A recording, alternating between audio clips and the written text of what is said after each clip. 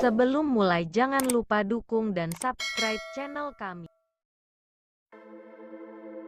Tiba-tiba datanglah seorang wanita berhijab masuk ke pintu masjid. Kemudian Rasul pun diam. Dan diam pula para sahabat beliau. Wanita tersebut menghadap dengan perlahan. Dia berjalan dengan penuh gentar dan takut. Dia lemparkan segenap penilaian dan pertimbangan manusia. Dia lupakan aib dan keburukan. Tidak takut kepada manusia, atau mata manusia dan apa yang akan dikatakan oleh manusia. Hingga dia sampai kepada Rasulullah. Kemudian dia berdiri di hadapan beliau, dan mengabarkan kepada beliau bahwa dia telah berzina. Dia berkata, "Wahai Rasulullah, aku telah melakukan maksiat yang mewajibkan adanya hukuman had atasku, maka sucikanlah aku." Apa yang diperbuat oleh Rasulullah? Apakah beliau meminta persaksian dari para sahabat atas wanita tersebut? Tidak. Bahkan memerahlah wajah beliau hingga hampir-hampir meneteskan darah. Kemudian beliau mengarahkan wajah beliau ke arah kanan. Dan diam. Seakan-akan beliau tidak mendengar sesuatu. Rasulullah berusaha agar wanita ini mencabut perkataannya. Akan tetapi wanita tersebut adalah wanita yang istimewa. Wanita yang solihah. Wanita yang keimanannya telah menancap di dalam hatinya. Maka Nabi bersabda kepadanya, "Pergilah, hingga engkau melahirkannya." Berlalulah bulan demi bulan. Dia mengandung putranya selama 9 bulan. Kemudian dia melahirkannya.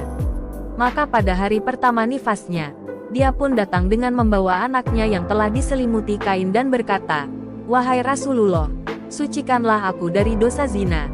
Inilah dia, aku telah melahirkannya. Maka sucikanlah aku wahai Rasulullah." Maka Nabi pun melihat kepada anak wanita tersebut. Sementara hati beliau tercabik-cabik karena merasakan sakit dan sedih. Dikarenakan beliau menghidupkan kasih sayang terhadap orang yang berbuat maksiat. Siapa yang akan menyusui bayi tersebut jika ibunya mati? Siapakah yang akan mengurusi keperluannya jika had hukuman ditegakkan atas ibunya? Maka Nabi bersabda, "Pulanglah, susuilah dia. Maka jika engkau telah menyapihnya, kembalilah kepadaku." Maka wanita itu pun pergi ke rumah keluarganya. Dia susui anaknya. Dan tidaklah bertambah keimanannya di dalam hatinya kecuali keteguhan. Seperti teguhnya gunung. Tahun pun bergulir berganti tahun. Kemudian wanita itu datang dengan membawa anaknya yang sedang memegang roti. Dia berkata, "Wahai Rasulullah, aku telah menyapihnya. Maka sucikanlah aku." Dia dan keadaannya sungguh sangat menakjubkan. Iman yang bagaimanakah yang membuatnya berbuat demikian? 3 tahun lebih atau kurang. Yang demikian tidaklah menambahnya kecuali kekuatan iman. Nabi mengambil anaknya. Seakan-akan beliau membelah hati wanita tersebut dari antara kedua lambungnya. Akan tetapi ini adalah perintah Allah. Keadilan langit. Kebenaran yang dengannya kehidupan akan tegak. Nabi bersabda, "Siapa yang mengkafil mengurusi anak ini, maka dia adalah temanku di sorga seperti ini." Kemudian beliau memerintahkan agar wanita tersebut dirajam. Dalam sebuah riwayat bahwa Nabi memerintahkan agar wanita itu dirajam. Kemudian beliau mensolatinya. Maka berkatalah Umar, "Anda mensolatinya wahai Nabi Allah.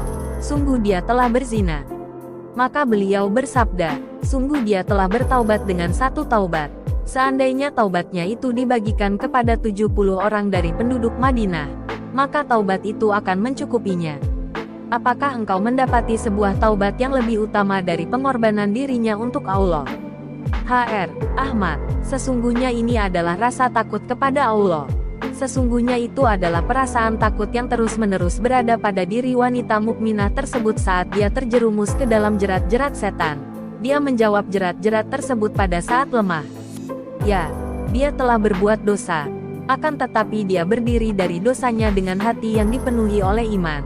Dan jiwa yang digerakkan oleh panasnya maksiat. Ya, dia telah berdosa. Akan tetapi telah berdiri pada hatinya tempat pengagungan terhadap zat yang dia bermaksiat kepadanya. Sesungguhnya ini adalah taubat sejati wahai hamba-hamba Allah.